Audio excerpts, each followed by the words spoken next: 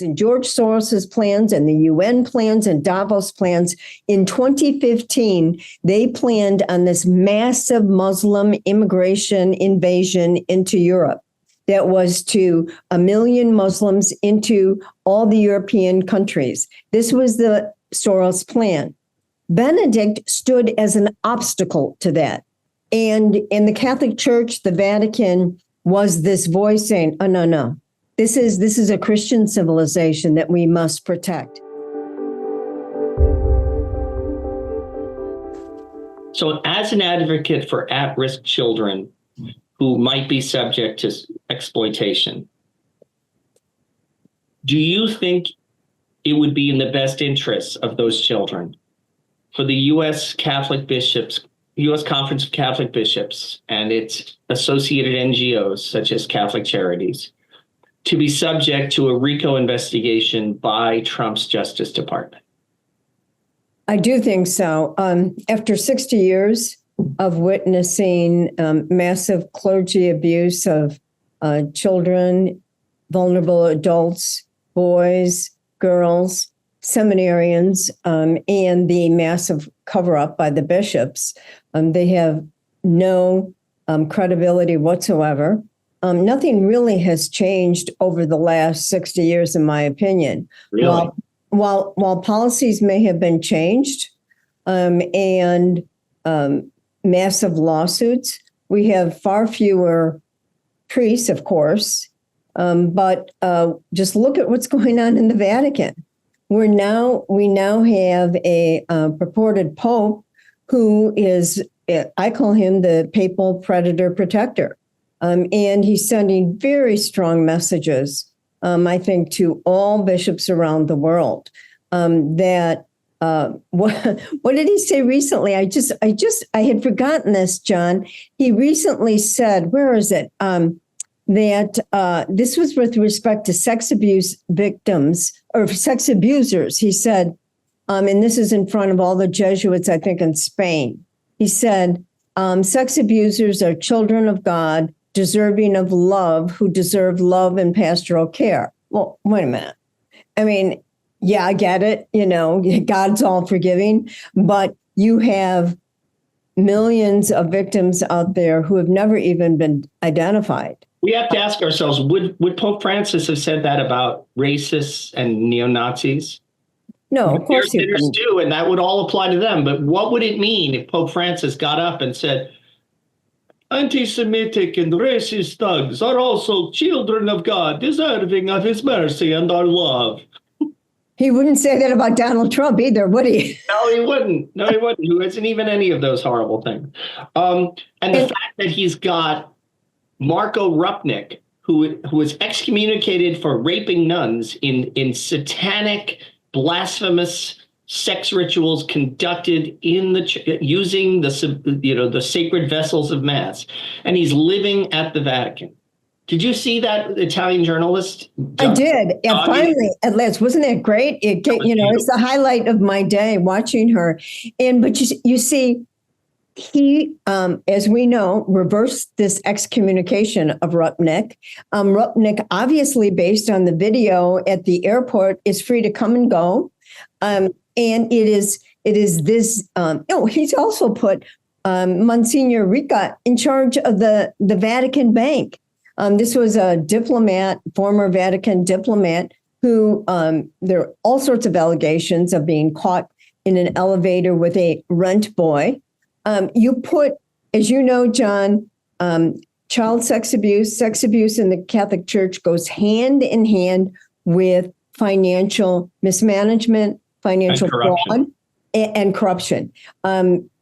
One follows the other. And in order to carry on their nefarious ways, they need to steal from the collection basket. Right. And so. And also from the U.S. taxpayer. In 15 years, the Catholic Church collected $3 billion in nonprofit contracts, which dollar for dollar paid for 15 years of sex abuse settlements. That's right. And, and the question with respect to the RICO is, and the demand for a forensic audit is based on my, 20 years experience battling the church, is did this money, any of this money, these are federal funds. So we know that there are federal criminal statutes covering any federal funds that are not used for the designated purpose, right? I put people behind bars for a lot less than the money that the bishops have.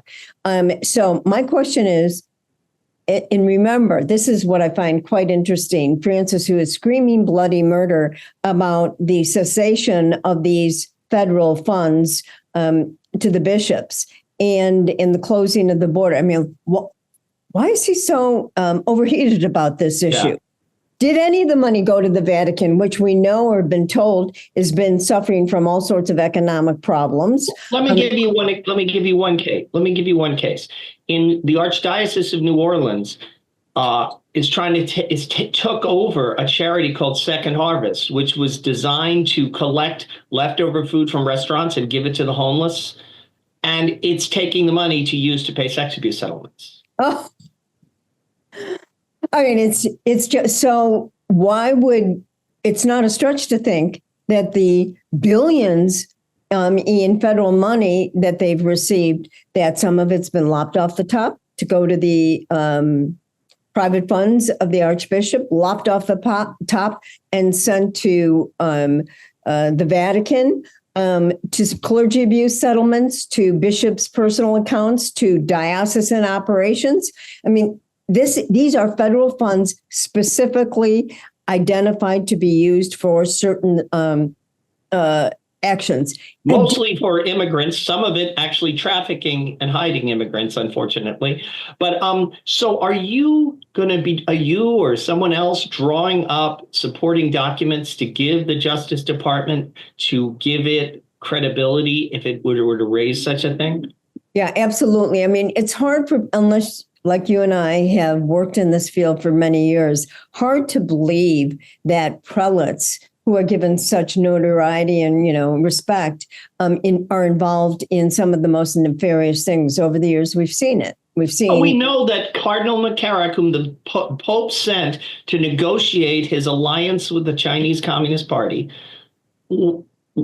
raped at least one child and sexually molested seminarians. And that information was available to the Pope, whether or not he chose to believe it. And he sent him to negotiate the church's relations with the entire vast nation of China. Well, and we know that there have been allegations of dozens, if not hundreds, of seminarians over the years that McCarrick has been accused of preying on. And because he was so powerful and threatened many of these young men, they never spoke up. Additionally, where did McCarrick go when he went to China? Did he stay at a hotel in Beijing? Did he stay at the Cardinal's residence in Beijing? No. Every time he went there, he stayed at the Beijing seminary. Surprise, surprise. Not only that, but McCarrick, John, and I've done a deep dive on McCarrick. McCarrick was one of those guys who just weaseled into the halls of power, starting from Jimmy Carter. I've heard about his black book. Even, McCarrick has a black book. It's got the phone numbers of all the presidents, Hillary Clinton, Secretary of State, Bill Clinton, many, of course, Joe Biden, needless to say, who he's known for decades. He's enormously well connected, which is why he never had to go to jail. That's right. Judge unfit to stand trial. I know that you talked on War Room before about the possible involvement of the Obama deep state in the forcing the resignation of Pope Benedict. What evidence has emerged beyond like the John Podesta Catholic Spring stuff? Well, I'm doing a deep dive as we speak. And with the and I've also filed FOIAs in 2017. In the first administration of Trump, did not get much information, as one would guess with FOIAs. But I'm again just starting to do a further deep dive. But what I have found was, first of all, McCarrick went down to Buenos Aires, flew down to twice in 2012, in October of 2012, and in December of 2012. Remember, in February of 2013 is when the Benedict announced his resignation. Additionally, 22 days after the second Obama administration was sworn in, Benedict resigned.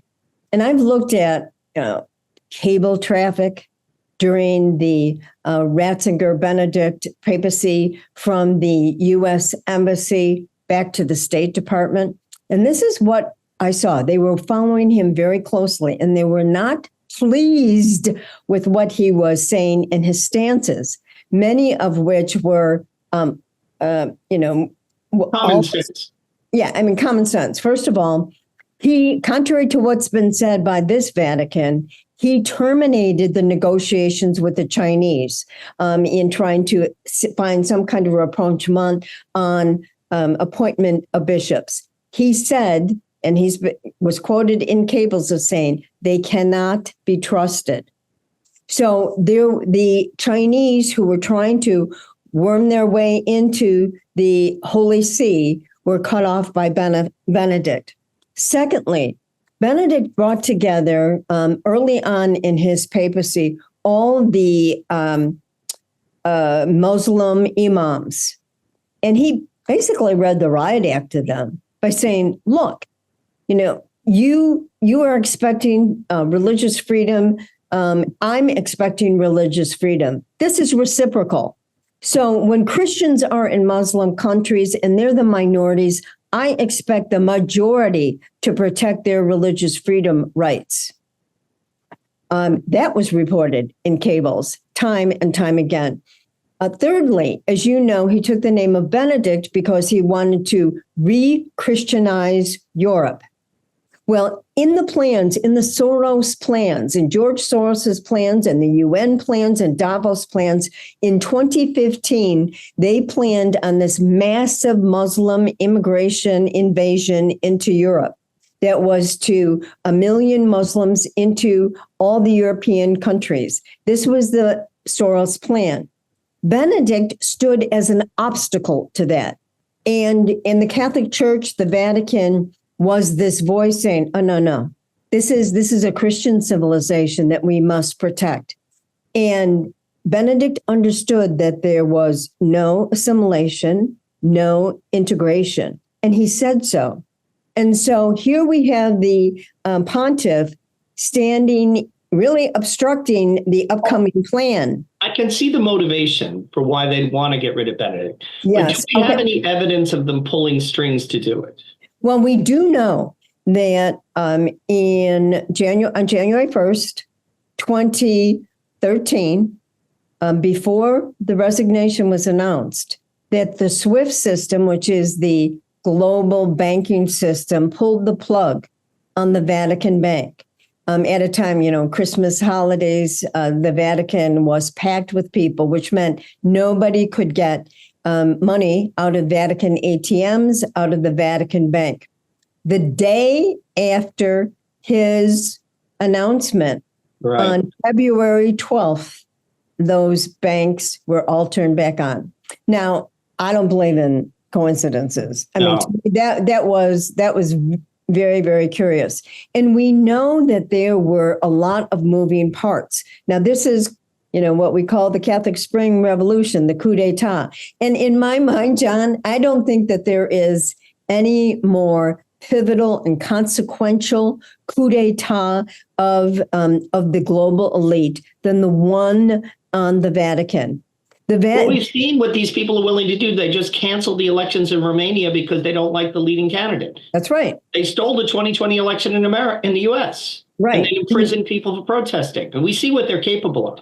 Yes. And so in the White House at the time are Catholics. You've got Joe Biden, you've got Donlin, you've got McDonough, you have John Podesta.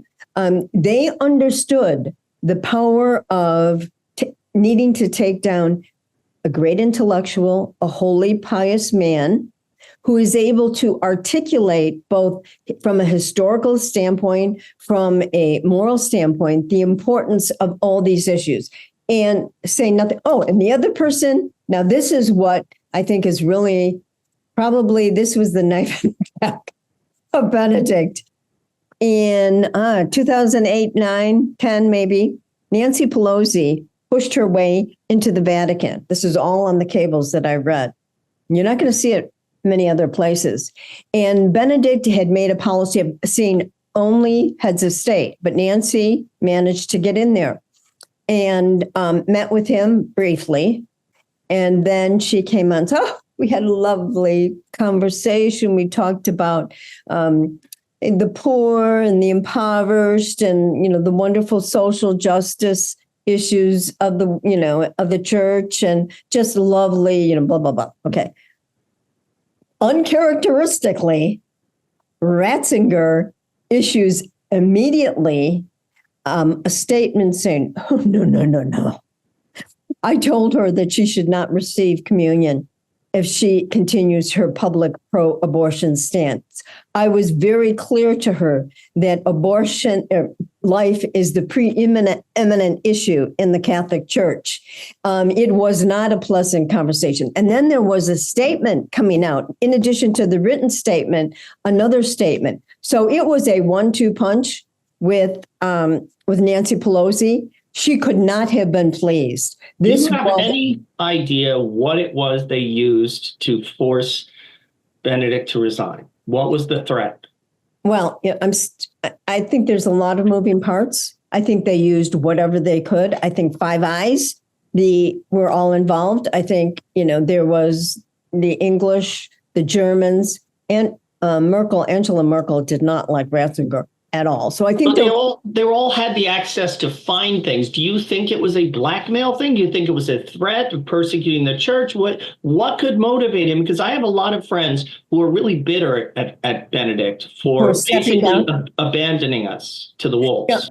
Well, we know he was totally isolated. This was intentional. He felt like he had no allies in the Vatican. They fired his auditor that he had hired to clean up the Vatican bank without even telling him. I mean, things were unraveling very quickly in the Vatican. He was a man without a mission, essentially isolated. Secondly, we know that the CIA, we know from published reports that the CIA was listening to all of his phone calls, was listening to conversations in the previous conclave in the Vatican. We know that every day he called his only friend in the world, who was his brother, George, the choir director in Dom Patzen Children's Choir in Germany.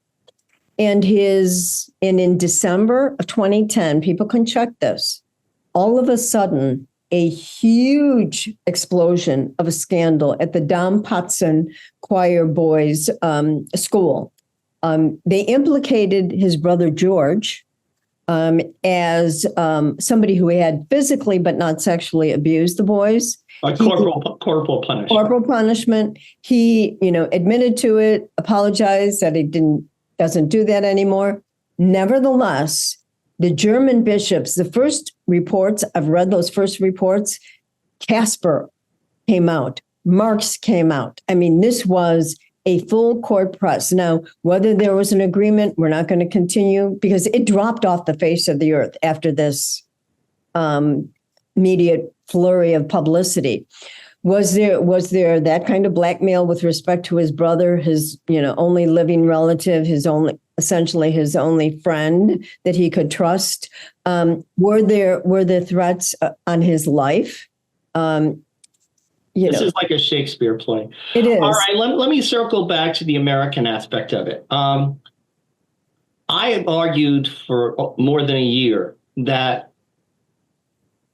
a Trump Justice Department should do a RICO investigation of the U.S. bishops in order to render them immediately ineligible for federal contracts. That would bankrupt the Catholic left. No more slush funds, no more hush money. Right. the resistance I got to that idea was that it would be portrayed as anti-Catholic and therefore would be politically suicidal for Trump to try to do. Do you think with people like J.D. Vance speaking up and with the kind of populist resistance to the corruption of the bishops, that there could be a political constituency now for doing that? Oh, I definitely do. I've watched and read the social media comments. There's been a huge sea change in, Catholics who, normally, faithful Catholics who have just had it. They see the leftist policies. 56% of Catholics, first of all, voted for Trump. 70% of Americans are for securing the border and mass deportation. This is about the safety of their community, right? The deconstruction of the United States the country is falling apart before our eyes. They see what's happening with fentanyl, and all because of what's going on in the border, and recognize that it's our bishops that are facilitating, to say nothing about child trafficking. And we haven't even begun to do the deep dive on child trafficking at all. I'll get into that next. And so I think there is an understanding, a sophistication now by Catholics that the American bishops have jumped in the bed of the Democratic Party, that they have embraced. No, look, they're partners.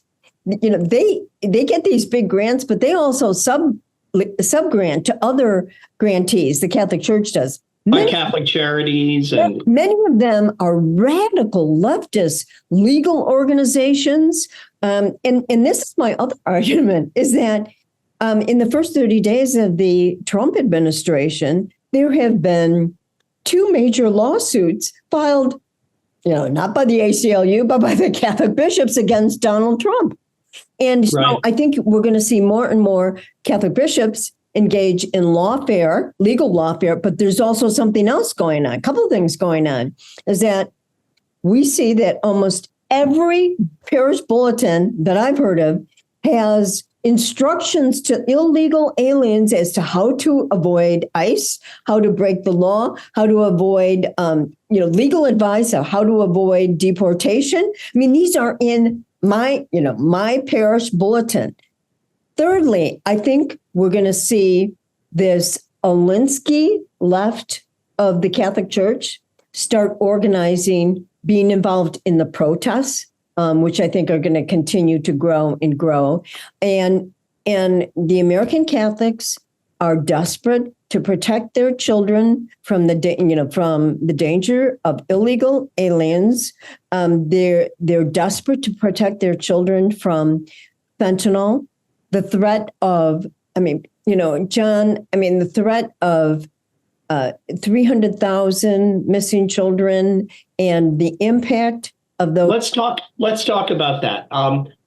You have spoken on War Room before about the role of Catholic nonprofits, which are controlled by the bishops, in encouraging the influx of unaccompanied minors across the border into America where they can be sexually exploited. Can you speak to that, please? Sure. First of all, who in their right mind would you give Jerry Sandusky of Penn State a federal grant to place unaccompanied minor children in the United States, bring them? And of course you wouldn't. Why they would give these massive grants to the bishops who have not been proved trustworthy, have billions, $6-8 billion worth of judgments against the Catholic Church. We've had to sell the churches and schools in the inner city poor of America because of their errant criminal behavior. So, to me, it makes no sense. It's dangerous. It's criminal to have them in charge of this. What I don't think the church understands, but I do think the American people understand that children who are coming across the border without parents, not knowing the language, in a strange country, being placed with strange people, who are many of themselves, the vast majority of them are illegal themselves, are at great risk. And when you have that population, which is massive, I mean, there are 400,000 missing American children. Add that to the 300, probably 500,000 unaccompanied minor children that are now in this country. It is a recipe for disaster. It also, it's like a red flag. Predators go where the vulnerable children are. Are the cartels controlling this influx of unaccompanied minors, and are they funneling them into the sex industry? Yes, because frankly, it's far more lucrative to be involved in sex trafficking than drug trafficking. You sell the drugs, they're gone. You can sell children and women and boys repeatedly. So it is big business.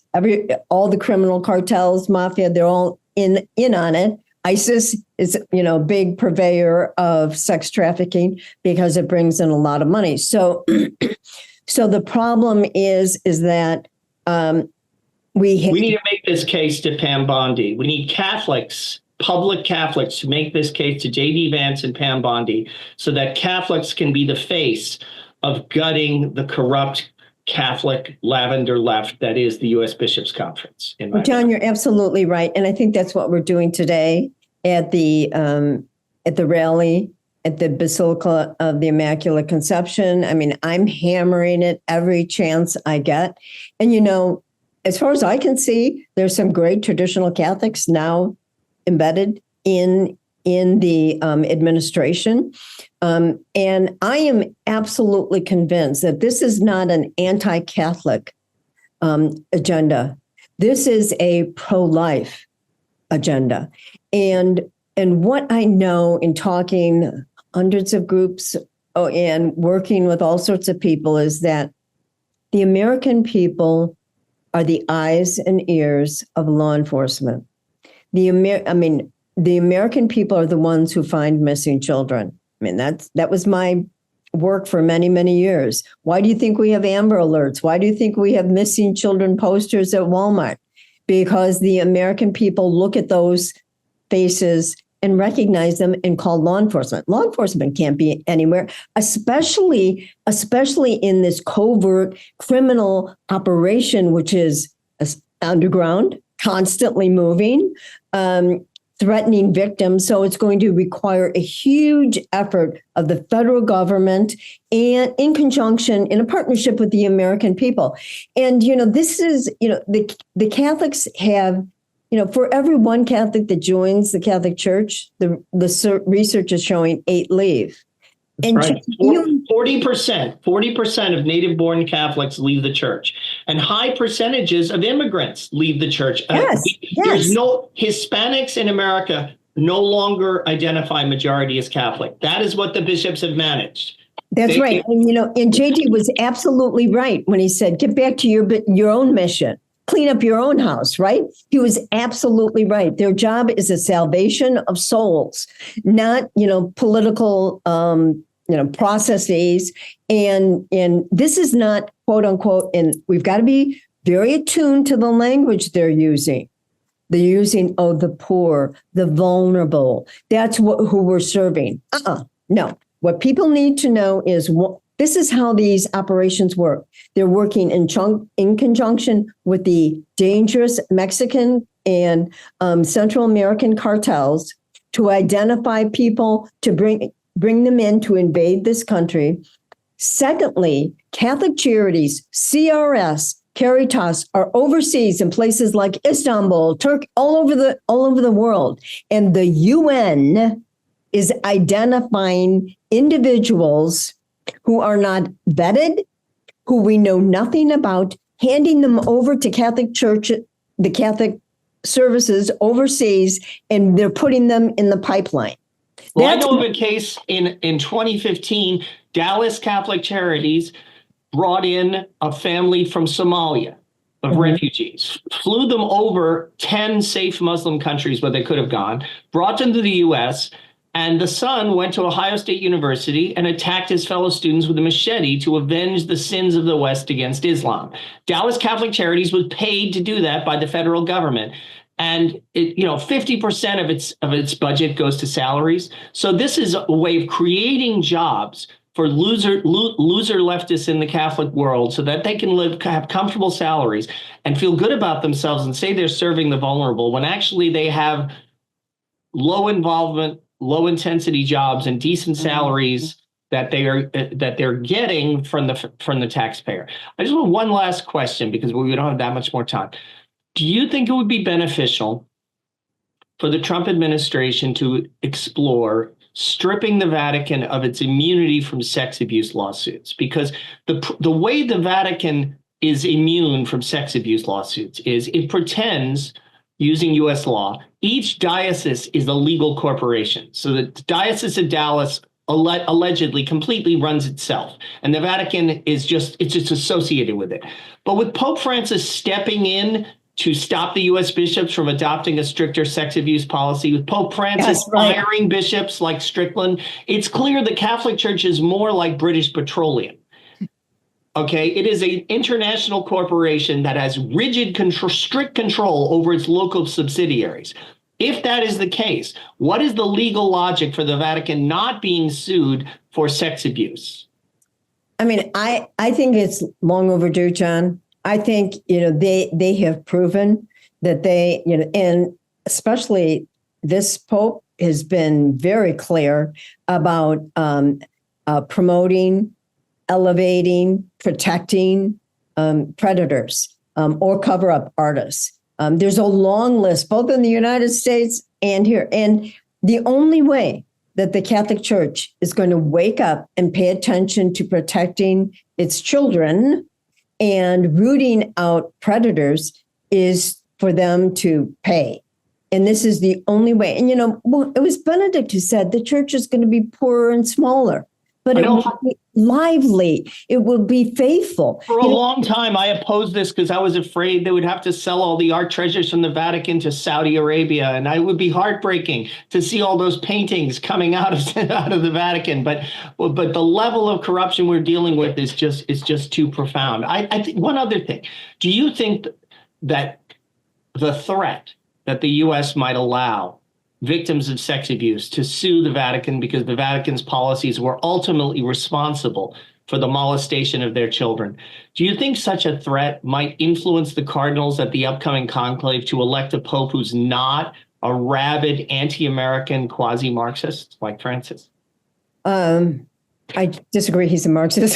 He's a quasi. Really? You don't think he's a Marxist? Yeah. I do. I think my personal theory is he joined the seminary on the orders of his local communist cell. And I think he's been an atheist the whole time. So that the theologians can figure out the implications of that down the road. But I think was a Bella Dodd in every country. I think, certainly, yes, he meant. Well, I'll tell you this, with respect to the impact that would have on the conclave, it is up to we serfs, we lay Catholics, to articulate that to the conclave. But, I think this is my personal opinion. Before there is any conclave, there needs to be a reckoning. I want to see the red dossier that delineates all the predators in the Vatican, all the Freemasons in the Vatican, all the financial and moral corruption. I want to see the hidden China agreement that has destroyed not only the underground Catholic Church, but persecuted countless bishops, priests, and laity. I want to see the Bergoglio Call Them Back report. I want to see the entire McCarrick file. I want to see the file on Marco Rupnik. Until there is an accounting of everything that has gone on in this corrupt 12-year regime, they are not in a position to elect a new pope because they don't know the kind of man that is required to lead them out of this maelstrom. But the problem is, as knowing Catholic history, we know those documents you're talking about may emerge in 350 years, but they're not going to emerge this year, are they? No, well, For the first time in Catholic history, we have social media. For the first time in Catholic history, we truly have the ability of Catholic lay people around the world to speak with one voice and to speak loudly and with sustain. And I think, John, at this point, and I'm going to end in a positive note, I believe that we are in this great awakening, that this battle that's going on in the church is really a test for all of us. That God's asking, how much do you love me? How much do you love my church? Are you willing to fight for it? And as we fight and as we resist corruption, I think the light of the Holy Spirit is going to continue to shine on the dark corners and allow us to purify and cleanse the church. And that's what we're going through. As we know, we're going through our own crucifixion. This is walking the way of Golgotha for many of us who love the church and see what's happening. But this is the time for us to really, and I don't mean seize the reins of power, but to speak with clarity and as our Lord would speak. He turned over the tables. Remember, he got everything. And so, this is our way of getting our church back on track and to really pursue the mission of the church, which is salvation of souls. Thank you, Liz. Could you tell our viewers how they could find you, follow you, and follow your work? Sure. I'm on all social media as Elizabeth Yore, Yore, and my website is Yore, Yore, children.com. Thank you so much. God bless. Thank you, John.